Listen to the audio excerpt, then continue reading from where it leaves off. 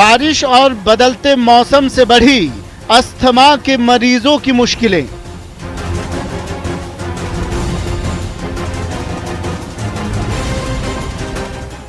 Asthma के मरीजों के लिए सबसे बड़ी दिक्कत है सीजन चेंज।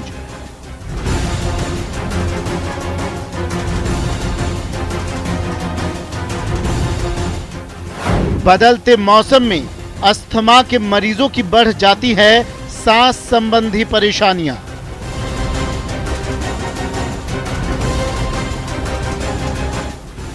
ठंडे मौसम में सांस की नलियां सिकुड़ने के साथ ज्यादा बनता है कफ।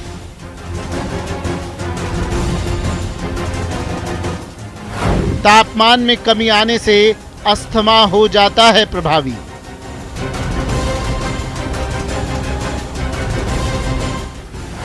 जुकाम के बाद कफ जम जाने से सांस की नलियां हो जाती हैं जाम।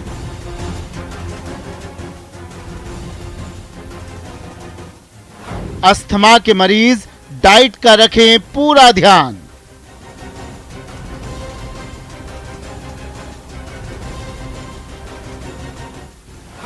बदलता मौसम अस्थमा मरीजों का फूलता दम। बढ़ते प्रदूषण और बदलते मौसम में सबसे ज्यादा परेशानी का सामना अस्थमा के पेशेंट्स को करना पड़ता है, क्योंकि मौसम की ठंडक और धुएं की वजह से उन्हें सांस लेने में बेहद तकलीफ होती है। स्वागत है आप सभी का, आपके साथ मैं हूं स्वप्निल। अगर सावधानियां न बरतें तो परेशानी काफी गंभीर स्थिति में पहुंच जाती है अस्थमा पेशेंट्स की। उनके शरीर में ऑक्सीजन की कमी का भी सामना उन्हें करना पड़ता है। बारिश का मौसम हो या जब सर्दी से गर्मी का मौसम आ रहा हो, या फिर जब गर्मी से सर्दी का मौसम आ रहा हो, इस दौरान अस्थमा पेशेंट्स की सांसें फूलने लगती हैं। अस्थमा के अटैक भी आ सकते हैं। अस्थमा पेशेंट्स को कौन सी सावधानियां रखनी चाहिए और क्या है इलाज, इसी पर करेंगे बात।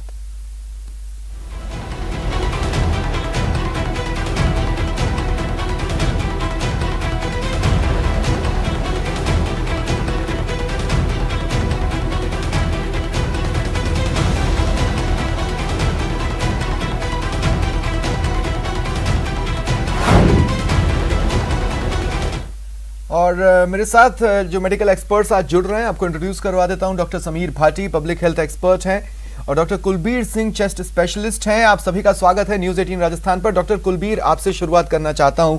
देखिए, एक गाना था, जिंदगी हर कदम एक नई जंग है, और कोरोना काल में हर दिन हर चीज एक जंग सी ही लगती है। एक तो मास्क भी पहनना है और दूसरा अस्थमा का सामना भी करना है। सांसों पर तो वैसे ही संकट है।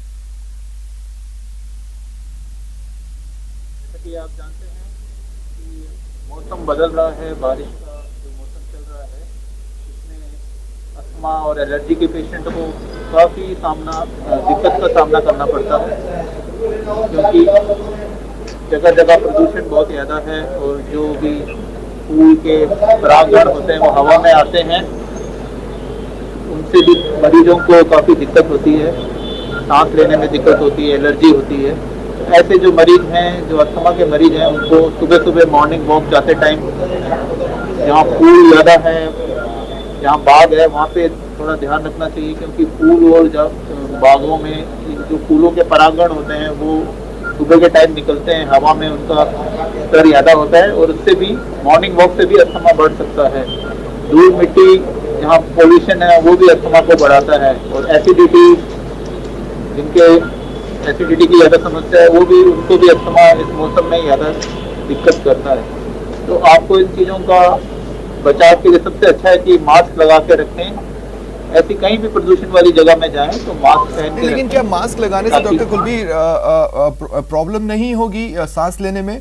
क्योंकि हल्का सा तो देखिए, हम लोग जो अस्थमा के पेशेंट्स नहीं भी हैं उन्हें भी ऐसा लगता है कि मास्क के अंदर ज्यादा देर रहो तो दम घुटता है, जो कि ऑलरेडी अस्थमा का एक सिम्टम है। ऐसी जगह जा रहे हैं जहाँ पे पोल्यूशन है, जहाँ पे हवा में परागण ज़्यादा है, आंधी चल रही है, मिट्टी उड़ रही है, तो ऐसी जगहों में आप मास्क लगा के रखें तो बचाव होगा।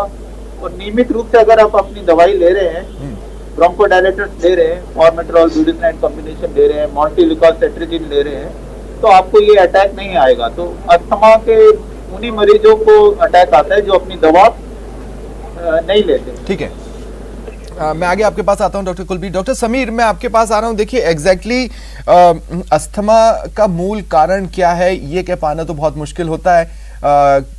हम सिर्फ यही बता पाते हैं कि जनरेशन टू जनरेशन ट्रांसफर हुआ है या फिर किसी एलर्जी की वजह से हो गया है। हम एग्जैक्टली तो बता नहीं सकते कि इसके मूल में है क्या, लेकिन सबसे बड़ा दुश्मन कौन है?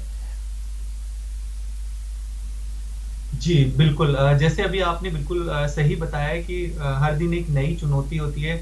अभी फिलहाल ये जो अस्थमा है, अस्थमा को हम चुनौती क्यों मान रहे हैं? क्योंकि पैंडेमिक है। पैंडेमिक के अंदर, कोरोना के अंदर स्पेसिफिकली हम जैसी बात करते हैं कि कोरोना को अधिकतर ज्यादातर हमारे ये लंग्स को अफेक्ट करता है। वैसे तो काफी ऑर्गन्स को करता है, पर लंग को मुख्यतः ये अफेक्ट करता है। और अस्थमा भी हमारी लंग्स डिजीज है। तो जब हमारा कोई भी रेस्पिरेटरी वायरस और ऑलरेडी आपको अस्थमा भी हो, तो उस समय जो कंडीशन है वो जो अस्थमेटिक पेशेंट्स है उनकी कंडीशन काफी वर्स होने की जो है खतरा रहता है। अब इसमें सबसे महत्वपूर्ण, जैसे आपने बताया कि कारण, जैसे डॉक्टर साहब ने भी बताया कि उन्होंने कि ट्रिगर क्या है वो हमें जान लेना जरूरी है। देखिए मास्क पहनना तो मैंडेट है और मास्क तो हमें प्रोटेक्ट ही करेगा, पर उसका कारण क्या है जो अस्थमा को और ज्यादा एग्रेवेट कर देता है? ट्रिगर, जैसा डॉक्टर साहब ने बताया, मॉर्निंग वॉक में निकलते हैं हम, पोलन्स है ना, जो पोलन सबसे ज्यादा उस समय होते हैं। डस्ट हमारी जो है, डस्ट से हमें बचाव करना है। इवन एसिडिटी भी उसको ट्रिगर कर देती है। तो ये जो रूट कॉज है इनको हमें ठीक करके रखना है। हर पेशेंट्स को पता होता है कि मेरे को इस चीज से एकदम से प्रॉब्लम होती है, तो पहले तो उनको हमें ध्यान रखना है कि वो रूट कॉज को हम अवॉइड कर सकें। और खास तौर पर कई बार क्या करते हैं कि पेशेंट अपनी जो मेडिसिन चल रही होती है ना उनको स्टॉप कर देते हैं। वो बहुत ज्यादा खतरनाक होता है। जो भी उनकी ब्रोंकोडायलेटर्स वगैरह उनको कंटिन्यू रखना है। दूसरा, इसके अलावा एक जो महत्वपूर्ण कारण, जैसा भी हम देख भी रहे हैं और भीड़ भाड़ वाली जो है काफी सारे इवेंट हो रहे हैं, प्रोग्राम हो रहे हैं, उनको अवॉइड करनी है। इस तरह का जो एक क्राउड है भीड़ भाड़ का, इसको बिल्कुल उनको अवॉइड करना है। और बाकी थोड़ा सा कई चीजें और भी होती है, जैसे डिसइंफेक्ट वगैरह होते हैं ना, ये भी ट्रिगर करते हैं। इन चीजों का भी उनको विशेष तौर पर ध्यान रखना है, क्योंकि ऑलरेडी उनके लंग्स के अंदर इन्फ्लामेशन होती है और अगर उनको कोविड का इन्फेक्शन भी लग गया तो उनके लिए वो ज्यादा खतरनाक साबित हो जाती है। डॉक्टर समीर, इस तरह की जितनी भी चर्चाएं होती हैं या इस तरह की जितनी भी बातें हम करते हैं, मेजॉरिटी में वो ऐसा प्रतीत होती हैं कि शायद हम अर्बन फ्रेंडली बातें कर रहे हों, लेकिन अगर मैं रूरल फ्रेंडली को, आप भी जानते हैं मैं कई बार रूरल फ्रेंडली होने के लिए चीज़ों को जोड़ता हूं, इसलिए मैं पूछ रहा हूं कि देखिए स्थिति यह है कि लोग घरों के बाहर तो आ रहे हैं, अपनी अपनी मजबूरियों के तहत भी आ रहे हैं, कुछ ऐसे भी आ रहे हैं लापरवाह, मैं उनकी बात नहीं कर रहा हूं। अब गाँव के लोग हैं, वो हो सकता है अस्थमा को अस्थमा के तौर पर न जाने, चलिए अगर मैं दमा बोल लूं तो हो सकता है कि वो इससे रिलेट कर पाए, लेकिन मैं ये कह रहा हूं कि वो इतनी सावधानियां, वो धूल से कैसे बच सकते हैं? वो जैसे अब राजस्थान के कई इलाके हैं जहां पर हवाओं में रेत उड़ती है, वो उनसे कैसे बच सकते हैं? घर के बाहर तो वो आएंगे ही। जी बिल्कुल, मैं आपको बता रहा हूँ कि कुछ चीजें ऐसी है जो हमारे कंट्रोल में नहीं है, पर अगर हम राजस्थान की भी, अपने ग्रामीण क्षेत्रों की भी बात करें, ज्यादातर कोई भी दमा का पेशेंट है, अस्थमा का पेशेंट है, उसको पता है कि मेरे को ये दवाई मेरे को अपने साथ रखनी है। ठीक है, अगर जो चीजें उनके कंट्रोल में नहीं है कि ठीक है आंधी के अंदर तो धूल मिट्टी और इसको कैसे कंट्रोल करेंगे, पर जो चीज कंट्रोल कर सकते हैं वो तो करनी है। कुछ चीजें ऐसी है, इनहेलर वगैरह, ये सब अपने पास रखें, बस इतना समझ जाएं, क्योंकि वो डॉक्टर से उनका इलाज तो चल रहा होता है, ये एकदम से सडन डायग्नोस तो नहीं, उनको पहले से पता होता है कि मेरे को ये वाली दिक्कत है। तो एटलीस्ट अपनी वो जो चीजें हैं सावधानियों वाली, वो अपने पास रखें, जो इनहेलर वगैरह, क्योंकि ऐसा कोई अस्थमा अटैक वगैरह ऐसा हो तो उसके लिए उनको ये सावधानी जरूर बरतें। और ऐसा ना सोचे कि मास्क लगाने से मुझे ज्यादा प्रॉब्लम होगी, मास्क तो उनको लगाना ही है। ठीक है डॉक्टर कुलबीर, देखिए मतलब मैं कभी भी किसी बच्चे को देखता हूं ना जो अस्थमा का पेशेंट है, तो my heart really goes out for him या हर। मैं कहना ये चाह रहा हूं कि अब जब कोरोना की तीसरी लहर की आशंका की हम बात कर रहे हैं और ऐसे में ये जो बच्चे जो कि अस्थमा की चपेट में हैं, उनके लिए आप क्या सजेस्ट कर सकते हैं? जैसे कि बच्चों में अस्थमा है, तो बच्चों के अस्थमा का जो इलाज है, अगर वो प्रॉपर रूप से ले रहे हैं, ब्रोंकोडायलेटर, पंप वगैरह अगर बच्चे ले रहे हैं, टाइमली मेडिसिन ले रहे हैं, उनके बच्चों के अभिभावक अगर इस बात के प्रति सजग है कि हाँ बच्चे को टाइमली मेडिसिन देनी है अस्थमा की, और उनको घर से बाहर अगर निकल रहे हैं तो धूल मिट्टी का ध्यान रखना है, मास्क, अगर बड़ा बच्चा है तो मास्क लगा के रखना है। अगर वो ये सारी चीजें कर रहे हैं, नेबुलाइजर ले रहे हैं, अस्थमा की दवाइयां ले रहे हैं, तो इतना खतरा नहीं है। पर वो बच्चे, आपने कई बार ऐसे सुना होगा, दिल्ली के कई बड़े स्कूलों में बच्चे को स्कूल में अटैक आ गया अस्थमा का। हाँ। तो एक बच्ची की ऐसे डेथ भी हो गई थी। तो रीजन ये था कि ये वो बच्चे हैं जिन्होंने अपना ब्रोंकोडायलेटर लेना बंद कर दिया, जिन्होंने अपना पंप लेना बंद कर दिया। तो अभिभावक की ये जिम्मेवारी है कि वो देखे कि बच्चे ने सुबह शाम अपना पंप लिया है कि नहीं रेगुलर रूप से, क्योंकि अस्थमा का अटैक उन्हीं को आता है जो अपनी दवाई बंद कर देते हैं या उनको बीच में ही छोड़ देते हैं। तो अभिभावक की जिम्मेवारी है कि वो देखे कि बच्चे ने फॉर्मिटर और ब्यूटेसनेट कॉम्बिनेशन, जो रोटा कैप है, रोटा हेलर है, वो सुबह शाम लिया है कि नहीं लिया, मॉन्टेलिकाल सेट्रिजिन कॉम्बिनेशन लिया कि नहीं लिया, स्कूल जाने से पहले या घर पे भी जब भी है, तो उनको अभिभावक की जिम्मेवारी है कि वो इस बात को देखे। बहुत माइन्यूट डिटेलिंग होती है मेडिसिन की या मेडिसिन लेने के प्रोसीजर की, डॉक्टर कुलबीर। अब जैसे मेरा एक फ्रेंड है, जब मैं स्पोर्ट्स में था, मतलब मैं साल 2000 की बात कर रहा हूँ, वो अस्थमा पेशेंट है, आज भी मेरा दोस्त है। वो जब एक्सरसाइज करता था उससे 10-15 मिनट पहले वो इनहेल करता था, और इस चीज का उसने बहुत अच्छे से ख्याल रखा। ये जो माइन्यूट डिटेलिंग है, क्योंकि एक्सरसाइज तो करनी है, वो बहुत हेल्पफुल होगी। उसके साथ जुड़ी कुछ ऐसी माइन्यूट डिटेल्स जो गांठ बांध कर रख ले। बच्चों में ये देखा गया है कि बच्चे कई बार बहुत ठंडा आइसक्रीम वगैरह ले लेते हैं, अभिभावक ध्यान नहीं देते, तो ऐसे बच्चे कोई ठंडी चीज लेने के बाद उनको अटैक आने की संभावना बढ़ जाती है। तो बच्चों के खान पान का भी अभिभावक को ध्यान देना है कि उनको आइसक्रीम, ऐसी ठंडी चीजें, ठंडा पानी नहीं पीना, और अपनी दवाएं नियमित रूप से लेनी है, ताकि बच्चों का बचाव अस्थमा के अटैक से बना रहे। खान पान का भी इसमें बहुत बड़ा रोल है। ठीक है, खान पान की बात पर मैं आऊँगा, लेकिन उससे पहले डॉक्टर समीर, एक बार फिर मैं, जब इतनी बातें हुई हैं और जब मैंने आपसे कहा था कि आखिर सबसे बड़ा दुश्मन कौन है, तो अस्थमा मरीजों के लिए ठंड तो वैसे भी सबसे बड़ी दुश्मन है। ठंड जब आती है तब भी और जाते वक्त भी अस्थमा रोगियों को परेशान करके ही जाती है। कहा यह जाता है कि गर्म कपड़े रखें, गर्म पानी से कपड़ों को धोएं, इस तरह की चीज़ें। लेकिन ये एक ऐसा भी पीरियड होता है, या फिर ये ईयरली फिनोमिना है कि पालतू जानवर से भी दूरी बनाकर रखें या एनिमल्स से भी दूरी बनाकर रखें?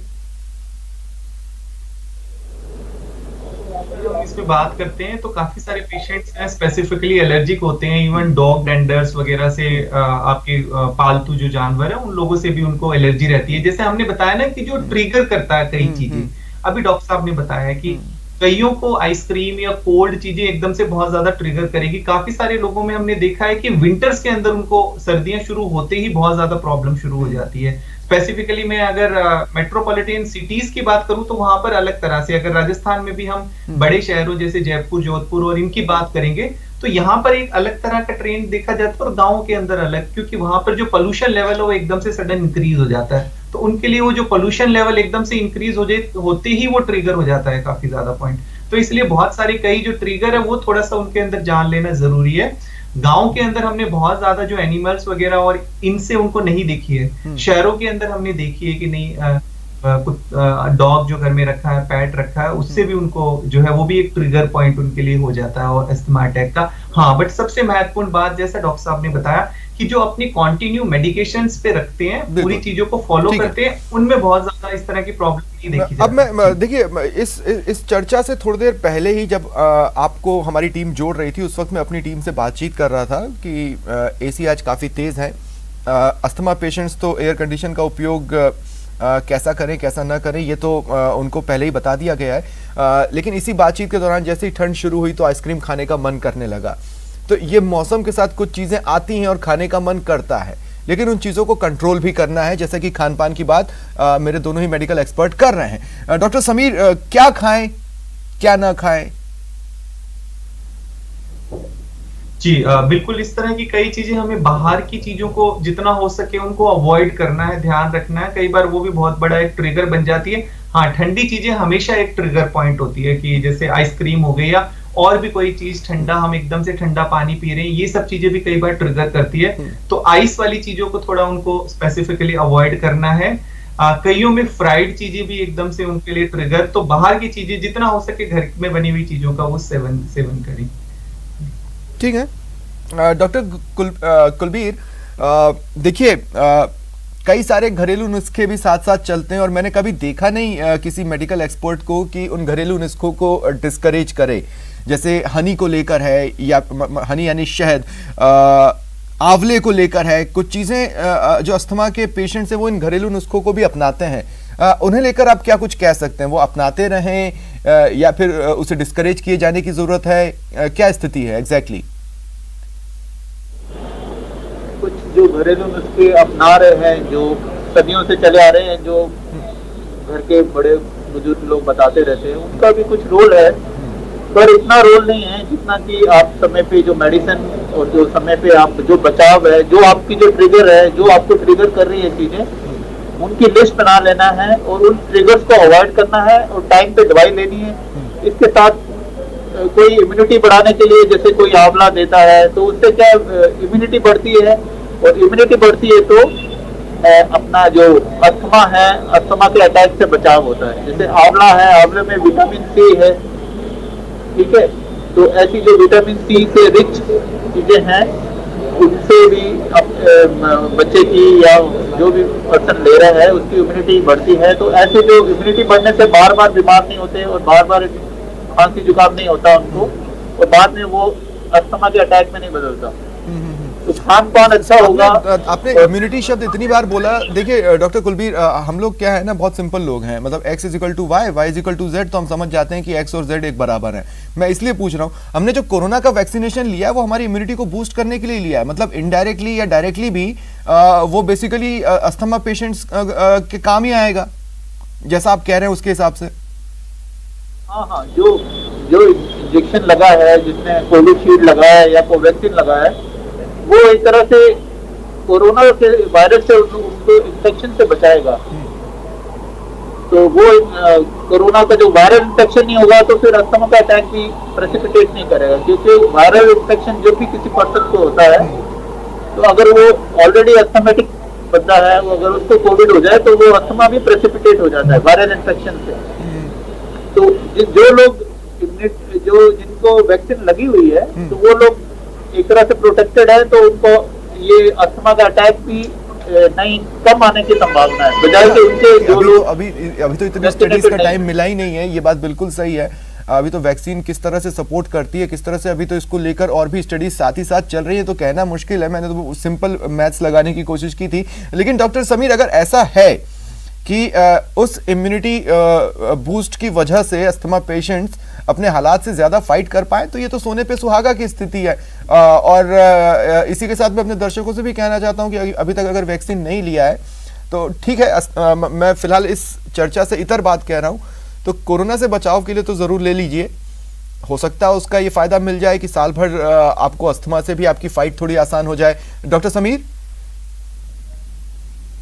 जी बिल्कुल, अगर वैक्सीन लेना तो उनके लिए बहुत ज्यादा जरूरी है, क्योंकि वैक्सीन ले लेंगे और उस समय अगर उनको अस्थमा की भी कोई प्रॉब्लम रहती है तो बहुत ज्यादा बढ़ेगी नहीं उनको, क्योंकि कोरोना अगर आपका हो गया, कोरोना में भी मैंने जैसे बताया कि वो भी आपकी एक लंग डिजीज है, और अस्थमा ऑलरेडी आपके लंग्स को थोड़ा कंपैरेटिवली जो है उनकी एयरवेज को कंस्ट्रिक्ट कर देता है। तो डेफिनेटली अगर आप वैक्सीन ले लेंगे तो आप कोविड से आपका बचाव होगा। तो आपको अगर अस्थमा भी रहता है, अस्थमा का कोई अटैक भी होता है, तो वो ज्यादा बढ़ेगा नहीं। तो इस वजह से इनडायरेक्टली आपको वो वैक्सीन आपकी जो एग्जिस्टिंग बीमारी है अस्थमा, उसमें भी हेल्प करेगा। तो अपने डॉक्टर से बात करके जरूर अस्थमा के जो पेशेंट्स हैं जिन्होंने वैक्सीन नहीं ली है, उनको जरूर लगवा लेनी चाहिए। बिल्कुल, उनको अस्थमा में भी बूंद मिलेगा। अच्छा, अस्थमा जिनको हो जाता है उनकी लाइफस्टाइल लगभग बदल जाती है आम लोगों से एकदम अलग। हमने खान पान की बात की, हमने रहन सहन की बात की, अब मैं कपड़ों की भी बात कर लेता हूं जो कि पहनना है। क्या उसे भी लेकर कुछ सजेशंस रहेंगे डॉक्टर समीर? इस तरह की तो कोई ओवरऑल रिस्ट्रिक्शंस नहीं है। हाँ, बट जैसे मैंने आपको बताया कि कुछ लोगों को कई तरह की कई चीजें ट्रिगर कर देती है। हाँ, कपड़ों की बजाय मैं एक चीज पे ध्यान देना चाहूंगा कि थोड़ा सा उनको वेंटिलेशन वाली स्पेस के अंदर अपने आप को रखना चाहिए। कई लोगों को रहता है कि एकदम से वो बंद एरिया के अंदर भी उनकी वो जो प्रॉब्लम है वो और ज्यादा इनहेंस हो जाती है। तो उनके लिए उससे महत्वपूर्ण है कि ऐसी चीजें, मतलब उनको वेंटिलेशन थोड़ा सा ठीक मिलना चाहिए।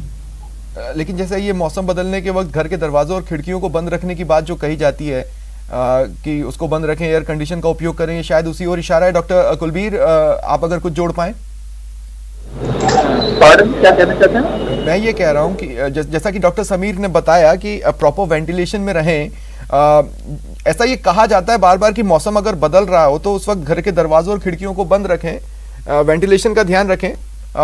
जिनके पास एयर कंडीशन है उनसे ये कहा जाता है कि भाई दरवाजे खिड़की बंद रखकर एयर कंडीशन का इस्तेमाल कर लो, खासकर अस्थमा या दमा के केसेस में।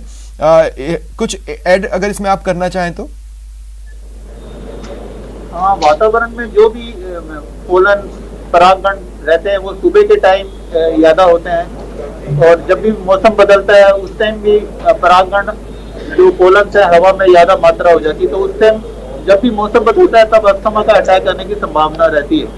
अगर जो लोग जिनके घर में एसी है, अगर वो सब कुछ कमरे बंद हैं और एसी को भी 26 सेंटीग्रेड इसके लेवल पे चला के और अपनी दवाइयाँ रेगुलर ले रहे हैं तो बचाव हो जाता है। जहाँ एसी नहीं है तो उनको भी ऐसे घर में जो वातावरण बना के रखें जहाँ पर्दे और जो नीचे कारपेट घर में ज्यादा इस्तेमाल नहीं करना चाहिए, क्योंकि कारपेट पर्दों में जो भी मौसम चेंज होता है तब कारपेट और जो नीचे पर्दे लगे हैं अगर उनको नहीं धोया गया है तो उसमें भी परागण होते हैं, तो वो भी हवा आधी आती है तो कमरे में भर जाते हैं, तो अस्थमा की अटैक आ जाती है। तो कमरा साफ सुथरा, वेल वेंटिलेटेड, जहाँ सनलाइट भी अच्छी आ रही है, तो सनलाइट भी जब आती है तो उससे भी जो वायरल जो भी है वो भी मर जाते हैं, परागण है सब सेटल हो जाते हैं। तो कमरे को साफ सुथरा, इवन तकिए जो बच्चा तकिया या लेता है उसमें भी वो जो कपड़े वाला तकिया या रुई वाला उसमें भी परागण होने की संभावना रहती है। तो सारा कुछ साफ सुथरा रहेंगे, पर्दे अपने कारपेट चेंज करते रहेंगे, कमरे को साफ सुथरा रखेंगे तो अटैक आने की संभावना अस्थमा की बहुत कम हो जाएगी।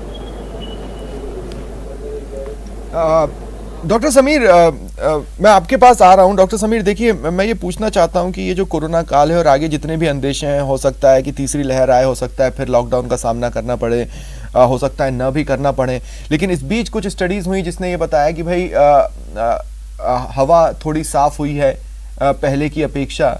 हालांकि लाइफ दोबारा पटरी पर लौटी तो वापस बिगड़ना ज़रूर चालू हुई, लेकिन हवा थोड़ी सी साफ हुई है, चीज़ें थोड़ी सी सुधरी हैं। तो इस कोरोना काल में ये जो अस्थमा से फाइट है उसको आप कैसा देखते हैं कि इस पीरियड में, आने वाले समय में, इस साल थोड़ी आसान रहेगी या उतनी ही जंग भरी स्थिति रहेगी जैसे हर साल रहती है? जी, एक्चुअली एस्थमा का हम बात करें तो खाली एक हवा उसका एक फैक्टर नहीं है, जैसे और भी काफी सारे फैक्टर हैं। तो खाली हम ये कहें कि अभी पॉल्यूशन का स्तर कम हो गया है तो उस समय अस्थमा वाले पेशेंट्स नहीं, ये हमारा काफी वेरिएशन रहता है हमेशा। विंटर्स में तो भी पिछले लगभग कितने सालों से हम देख रहे हैं, स्पेशली हमारे राजस्थान में भी जितने भी शहर हैं उनमें भी इक्वली, अगर हम दिल्ली की तरह ही उनमें पॉल्यूशन लेवल होता है, तो इस पे हम सीजनल पे बहुत ज्यादा नहीं कर सकते, सीजनल वेरिएशन पे बहुत ज्यादा डिपिक्शन नहीं। शुक्रिया डॉक्टर समीर और डॉक्टर कुलबीर, आप दोनों का अपना समय हमारे दर्शकों के लिए, हमारे लिए निकालने के लिए बहुत बहुत शुक्रिया। तो फिलहाल इतना ही, आप देखते रहिए न्यूज़ 18 राजस्थान।